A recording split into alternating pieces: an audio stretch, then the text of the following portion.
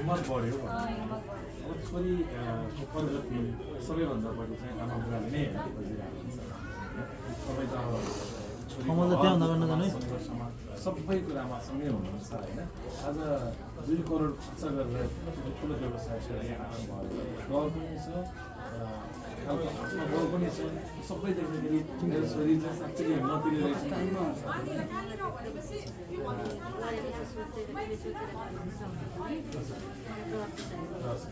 भनेको सफल हुन्छ भनेर ढुक्क हुन्छ जस्तो यो खोल्ने भन्ने विषयमा चाहिँ तपाईँसँग नि सल्लाह लिएको भन्नुभयो होइन के भन्नुभएको सुरुमा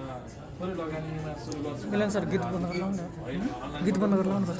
चौहान भनेर अनलाइनबाट त्यो गीत बन्द गर्दैन नि त्यो थियो कि होइन व्यवसाय ठुलै घरै लिएर चाहिँ गर्छु भन्नु मलाई अलि पछाडि गर्नु अब यो मानिसहरू भन्ने बित्तिकै काठमाडौँ सबैभन्दा बढी कपडा व्यवसाय चल्ने ठाउँ र तपाईँले त अनलाइनलाई पनि फोकस गर्नुभएको बढी चाहिँ जस्तो काठमाडौँ टार्गेट हो कि या देशभर यो चाहिँ देशभरकै लागि हो मेरो प्लान जहाँ जहाँ हुनुहुन्छ मलाई त्यहाँ जसले हेर्नुहुन्छ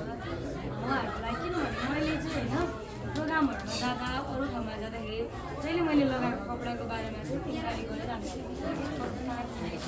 कसरी भनेर नि सबै मेरो अडियन्सले चाहिँ मैले लगाएको हेर्नुहुँदैछ यसरी गर्ने मैले भयो कि जहिले पनि मैले लगाएको साडी मैले लगाएको कुर्ताहरू जहिले प्राइस दोकानबाट किनेको अरू बेला पनि सोध्दै गर्छु त्यो हिसाबले त मैले बिजनेस गरेँ भने पनि हुन्छ अनि पछि चाहिँ मैले कतिवटा एडभर्टाइजहरू पनि गरेको कसैहरूको अनि मैले एडभर्टाइज गर्दाखेरि चाहिँ